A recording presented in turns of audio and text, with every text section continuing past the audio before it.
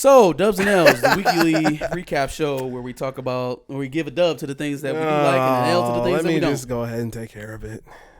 W's and L's, the weekly recap show where we give a dub to the things that we do like and an L to the things that we don't. Who wants to go first? I'll go first. All right. Let's start out with the negative. Okay. Condoleeza Rice went on The View this week. Ew. What for? I don't know. I honestly don't know. Probably, I mean, the Colin Powell just died, so maybe she talked about Colin Powell. I don't want to see anything out of that View. R.I.P. Colin Powell.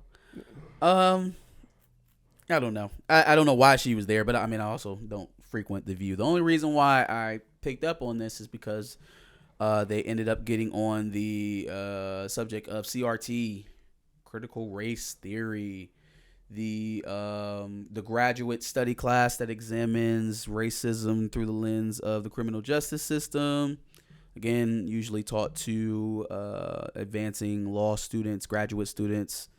Not a commonly taught subject that's taught in any elementary, middle, high schools. I never took it. But you know, Southern states have jumped onto. I don't even know how we got onto that. Like, how did we get to that particular subject so quickly? But they popped on it and they've used it as another one of those buzzword cultural fights, banning it out of elementary schools and middle schools where it wasn't previously being taught. It is starting to take shape, though, what the ultimate goal of it is, though, from the certain conservative circles, is that it's to form literally any of the actual information that happened in these times, these older times, be it Jim Crow, Reconstruction, obviously the transatlantic slave trade, as having multiple viewpoints. Mm-hmm. As to absolve the Western world of the human atrocity that they were involved in, as to not have any type of moral responsibility towards it. In my estimation, that's what this fight about CRT is. It's a way of absolving the West of such an atrocity. Really, all those who participated of that moral stain, let's call it, because it's a hard one to swallow. So Condoleeza Rice goes on there and basically just spits the talking points, like she's Jason Whitlock herself. Gross. I don't think we should be teaching white children to hate themselves because they're white. And it's just like, how do you not understand at some level as a black person? You have made all the money that you could possibly make, right? Like, you've had all the power, the influence. What could these people do to you if you just get up there and tell the truth? Why, at this ripe old age of 60, whatever you are, I mean, I'm sure you're getting up there, 80, whatever you are. That's a wild joke. Like, Condoleezza Rice was a child prodigy. Like you don't have to. If that's honestly what you believe, then I guess you're just lost to the world. But I happen to believe that she's smarter than that, and she's just parroting the talking points that the conservative push movers and shakers want to hear her say. So I was very disappointed in hearing her and some of her comments on critical race theory, especially on a show like The View, where so many people watch to garner their opinions. A lot of our older generations watch shows like that to get their political opinions. Sad to say. So gross. L to Condoleezza. Big facts. We got through most of this show without talking about this, but I am going to bring it up. So, R.I.P. to Halyna Hutchins. She was the crew member on the set of Rust, the Alec Baldwin movie, where she was tragically shot with the prop weapon, shot and killed. So definitely R.I.P. out to Halyna and her family. R.I.P. for sure. Definitely, keep you in your prayers. It's very tragic. I'm giving an L out around this subject, though, just because of the way that the coverage has been portrayed. Mm-hmm. It's been very Alec Baldwin centric, which I understand. It's the only person in this situation that anybody knows. It's the hottest topic. It makes it very clickbaity. But a person died. Yeah. And so, you would want the person who lost their life to actually be the one in the center of the story as opposed to Alec Baldwin. Also, not much focus being put on the whoever's in charge of preparing the prop guns. Because who the fuck put a live bullet in the prop gun? Who the fuck is putting live? Why are there even live rounds on the set? I don't have a good answer for that. I'm sorry. I don't know the particulars of the story or how it actually ended. But I mean, for anyone to get shot with a gun on a movie set, there's not really much explaining that needs to be done. That's kind of a never should happen kind of thing. Let's see here. Uncharted, the popular PlayStation video game franchise, is getting a live action film starring Tom Holland as Nathan Drake and Marky Mark, which I actually like, and fucking Mark Wahlberg as Sullivan, which I actually hate. It's stupid. It's like next level stupid. Not because Mark Wahlberg isn't great, but have you played Uncharted? Yes. So Sullivan's like 100 years old. I was gonna say he's old as fuck. What the fuck? A lot of makeup. I mean, why they need to do that? I don't understand. Yeah, like I feel like they just jammed, and it honestly it makes more sense when you start talking about the company that's making the movie, Sony. I should have known that. You know what I mean? So like looking over their landscape of movies, it kind of makes sense because they have a propensity to fuck things up. But it's just like, it's the easiest thing in the world to go find some random old man to play in the movie and be gone out of it for 80% because Sullivan is literally never around when Nathan needs him. So like, what's the reason for Sullivan being gone for 90% of the mission in the actual movie? Because he's young. He's stronger than Tom Holland. He should be the one driving the fucking conflict. You've got Tom Holland. So then why do you also need Mark Wahlberg? When I looked at it, I was under the impression, like when I saw the cast, right? I always knew that Mark Wahlberg was going to be in this movie. But I thought he was either going to play Rafe, which is one of the villains in the franchise. Nathan Drake's brother. That's what I thought. That's who I thought he was going to be. Literally until you just told me that. But it sounds like he's going to be, either a character that comes on later in the franchise or just overall an afterthought. Or he was going to be an older version of Nathan Drake. Tom Holland plays young Nathan Drake. Mark Wahlberg plays old Nathan Drake. A little bit of a stretch with the faces, but yeah. I would have gone along with it. But him as Sullivan is shit. It's like casting Ryan Gosling as Gandalf. It doesn't make any sense. You don't need it. It's senselessly like, it's kind of like gluttonous a little bit. Like, oh, we need the star power to make this movie. Again, you have got Tom Holland. Let him rock, Tom Holland is good enough to be Spider-Man. Be a lead on his own. I think he's shown that he's good enough to be a lead on his own. Let's see here. Got one dub this week. Going out to Howard alum Nicholas Perkins. I don't know if any of you guys remember the burger franchise Fuddruckers. No, nobody does. Everyone does because it was delicious. I once ate a 1 pound hamburger, the entire burger from Fuddruckers. Little known fact there. Got my face on the wall and everything. Look at you. Before it closed in Columbus. Your claim to fame is eating a pound burger at Fuddruckers. My claim to fame is having you as a son. No. You my kid. You my pride. Literally not even possible. You my firstborn. Literally not possible. I'm proud of you. It's okay. Seeing you succeed we all know makes my heart warm. We all know I am your OG. You are my claim to fame. I am your OG. What did Nas say? My son will be my greatest. Speak to me correct because I am your OG. My son will be my resurrection. This is cute. I'll be about 4 or 5 generations. But factually, I am your OG. Hey, I'm proud of you. I am your OG. Respect me as I call you such, son because you shine like one. Got it. Anyways, I don't even know where the fuck we was at. Fuddruckers. Nicholas Perkins bought Fuddruckers, and he is using it as part of his food services that he provides to black students at HBCUs and also military installments. Dope. So gotta be the best hot pack anywhere on the planet if you getting it from Fuddruckers.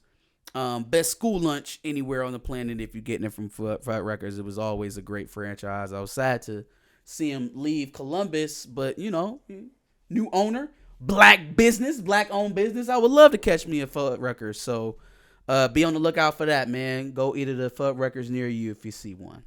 For sure. That's it for me. That's it? Damn. Yeah. Okay. Some of these are going to go really quickly, but we do got to talk about a couple things. Cool. So here in Columbus, there is a sneaker shop by the name of Soul Classics, which is run by a former Buckeye. Shout out Dionte. He went out to Eastmoor because he went to school in Eastmoor. I saw that, yeah. And basically what he did was he provided shoes and I believe also some clothes for some of the shining stars, if you will, of Eastmoor Academy's, just up and coming high school students. So I thought that was extremely dope to do. Just, a black business owner giving back to the city of Columbus. I'm always going to shout that out. Eastmoor has always had some dogs, man. The original home of Archie Griffin. Little known, hey, don't ever let nobody tell you that Archie Griffin ain't come out of Columbus public schools, went to Eastmoor. Facts. Isaiah Pede. I remember Isaiah Pede. I played against him. Yeah. A lot of good guys out of Eastmoor. I don't know what they're doing recently, but who knows? Yeah. Actually, we should keep up on college. No. I think they just won the city league. The city league, Eastmoor would have to be what, South? Yeah. Eastmoor City League South. Yeah. I think. Well, we're good for them. Maybe they'll meet up with Beechcroft in a playoff game, and we should go to that. No.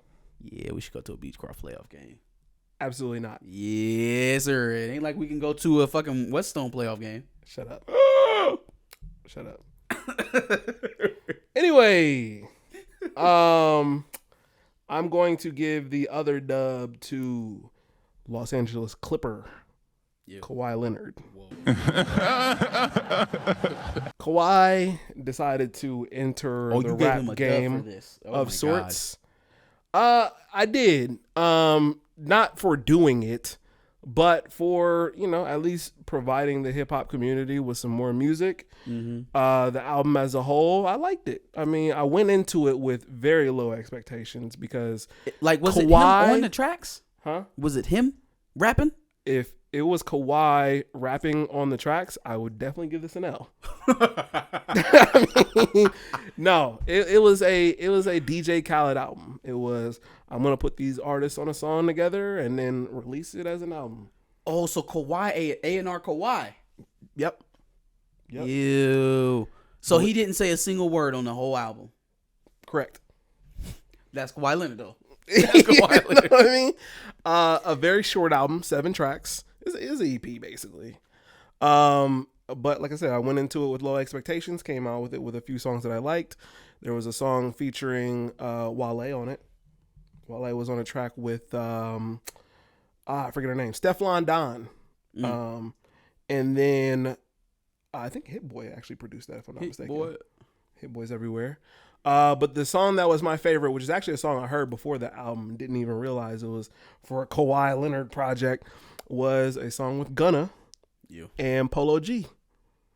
Probably the best song on there. I can't remember the title of it, but look, if you get a chance to listen to Kawhi Leonard featuring the Kawhi Leonard and Polo G. But it was a dope fucking song. It was a dope fucking song. Ew.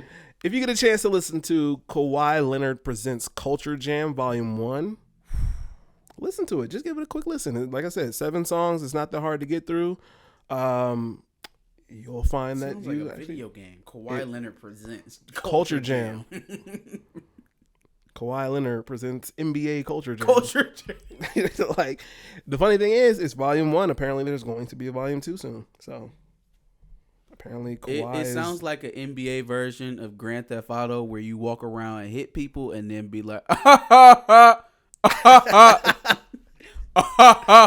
We'll talk about Grand Theft Auto here in a second. Anyway, baby. Yikes. I'm gonna get some L's out. I'm gonna try to be quick about this, but I know we're gonna have to have some discussions. Okay. First L goes out to Mark Cuban. Okay. So it's recently come out that Delonte West has been arrested again. I said so. I told you. You literally just said this I last did. week. Delonte West has been arrested again, unfortunately, after a DUI. And that leads me to believe that Mark Cuban is no longer in his life. So, he's not riding horses anymore. He's in cars drunk. So I don't think he ever was in Delonte. He picked Delonte up, gave him some money, cleaned him up, did his interviews, and the minute the cameras left, Delonte was chucked the fucking deuces. He was chucked the deuces. It's so clear. It's clear as day. He got him on a horse for the photo op, and then said, "All right, you gotta get the fuck out now, Playboy." How you get a DUI, bro? Mark Cuban gave you a horse. All right. Can you get a DUI on a horse? You know what? I don't know. I don't fucking know. Probably. I don't know either. Well, it's driving under an influence. You can ride a bike while you drunk, can't you? I feel like if you can ride a bike drunk, you can ride a horse. I don't know. Because they ride in the same lanes. If you can dodge a wrench, you can dodge a ball. It just reminded me of it. I don't know why. I don't know why I went there. Anyway, so in Riverside, California, there is a math teacher who decided to teach her students in a way that she thought was fun and different.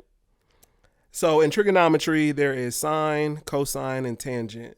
And then there are no. formulas. No. You telling me this was a math thing? Like Yes. she wasn't teaching a history lesson? No. She was there. There's a way to remember certain things in regards to trigonometry functions. And that way to remember it is SOHCAHTOA. According to... I thought that was a tribe. According to this Riverside math teacher, she thought SOHCAHTOA sounded like an Indian chant. And so what did she do? Oh my God. She decided to do a war dance in her math class to help them remember SOHCAHTOA.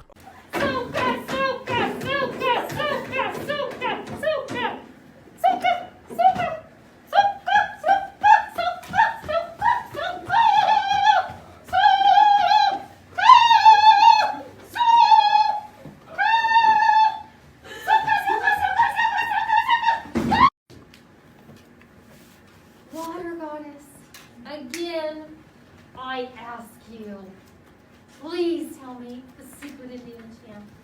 Please. And then I hear. Because obviously this is ridiculous. Oh, that's so much worse than what I thought it was. Oh, it's so much worse. I thought she was giving like a lesson, and she just was got giving a like lesson. no, like a history lesson, and she just got kind of like she went too far or something. She got giving carried away. a lesson in how not to teach a class, and now she is history. Fam. Bro, what in the blue bloody bumfuck? The worst part about this, well, For a not the math worst part, lesson? not the worst part, but a even worse part about this is she was found in a 2012 yearbook with the headdress. So she's been doing this for at least 9 years before anybody decided to do something. And luckily in this case, It is just so cringeworthy. And it gets so much worse when you find out that she's trying to teach sine and cosine. Math. trigonometry. Why you couldn't just say SOHCAHTOA to him? Oh, it's so bad. It is so bad. And there's no excuse because you're explicitly trying to mimic Native American. Oh, it's so bad. Why It's so nobody terrible. thought to tell her this is a bad idea? So bad. I'll never know. So bad. Thank goodness a Native American child in the class decided to take a TikTok of her cringiness. Well, I guess it's time to. She's on paid leave. Yeah, nope. She's got to get fired. Has to. Yeah, did no, something there's no way insensitive around that. There's no way around that. I mean, you know what? I wouldn't. I don't know, man. I was being facetious there for a second, but like,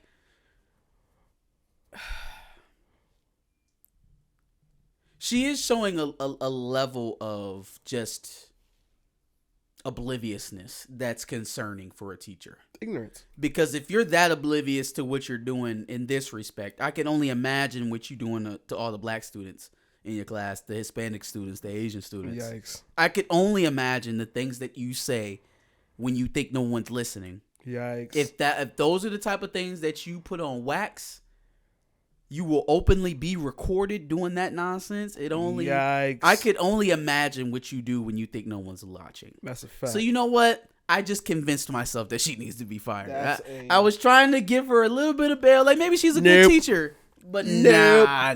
Don't do it. Don't do it. Definitely a QAnon supporter. Most definitely.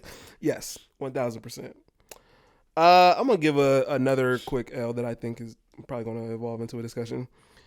Lil Nas X decided to have a little fun on Twitter, which he does a lot. And, say that he's got a new song coming out with a feature verse from none other than Lil Boosie. Lil Boosie saw that and decided to, unfortunately, tell Lil Nas X to kill himself and that nobody would miss him.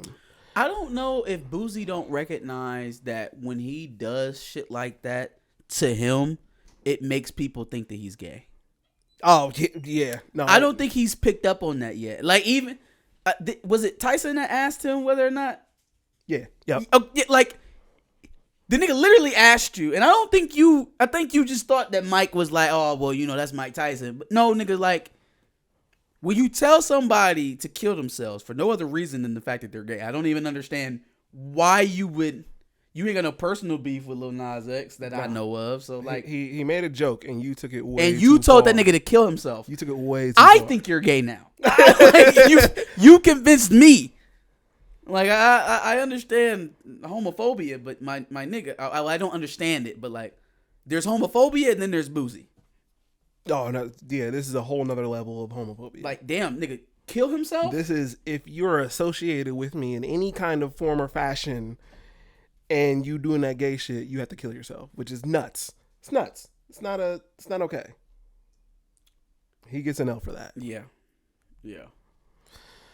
Finally, because you had mentioned Nathan Drake and Uncharted, it reminded me of the fact that Rockstar, a video game developer who is most known for Grand Theft Auto, as well as Red Dead Redemption, Bully, Manhunt, some other games, they are releasing a trilogy of Grand Theft Auto games, San Andreas, Grand Theft Auto 3, Vice City, remastered, because why not make the same games over and over. I was about to say, again. how many times are we going to do that? Like, how many times are we going to get a special anniversary edition? You already re-released San Andreas and Miami Vice. I was gonna say, I think and Vice City, Vice City for the next generation after that. Yeah. So never mind that. You've also been holding on to Grand Theft Auto 5 because it came out in 2013. So we've had this game for almost 10 years now. Yeah. And you keep releasing it for newer consoles. When are they going to make a new fucking game? When are they going to make a new fucking Grand Theft Auto? I don't know. Can I get a new Grand Theft Auto? I mean, the Call of Duties have been basically the same since I think when they rehashed the whole World War II one again, that's when they just started repeating themselves. I mean, how many different wars can you fight? Well, yeah, but Call of Duty at least has their whole new, I can't remember what it's called. Warzone. Yeah. They got Warzone, which is But you always different. had online play. I mean, now that they've combined the consoles, that's obviously more interconnected. Yeah. I'm a loser. I've only ever played Call of Duties to play the storyline, so I'm pretty upset that those are no longer. I haven't there. played Call of Duty storyline since Black Ops. That's how I played them. Yeah. I haven't played that since Black Ops. I love the campaigns, but now they were good campaigns, but they've gone 100% into the online gameplay thing. So, but I won't be playing any more first person shooters. Yikes. But in this story, I have to give myself the L because I have considered buying the trilogy. You just went on that long ass fucking rant, and you gonna buy it anyways? Probably. Okay, that's a pod. Only reason why. Can I at least explain myself? I'm out. I wouldn't buy it if it was just San Andreas because I've already bought San Andreas a bunch of times. I actually don't care anymore. But I haven't played Grand Theft Auto 3 or Grand Theft Auto Vice City in forever, bro. We just got done talking for the last 10 minutes about how stupid it is for them to re-release it, and then you just told them niggas that you're gonna buy it. So you're gonna. No, I did not say I'm going to buy it. I just said, you wanted to buy it. At one point, I considered buying it, but I can't buy it because I can't bring myself to give Rockstar more money for yet another video game. You gonna buy that shit? No, I'm not. Yeah, you are. No, I'm not. Yeah. If it was worth saying, you gonna buy that shit. I have to give myself an L because I like to be honest with our subscribers. Anyway, any other dubs, L's? Any other thoughts? I did want to dedicate this episode to a dear friend that I lost this past week. My boy Fidel Walter.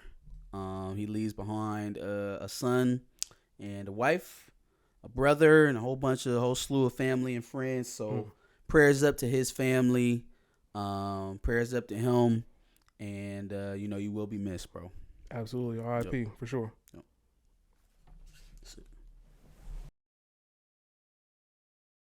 Thanks for watching another Back of the Bus Squad episode. Make sure you like, comment, subscribe. Want to check out another episode related to this? Go ahead and click that video to the left. And if you want to catch up on some of our other episodes, make sure you click the playlist below.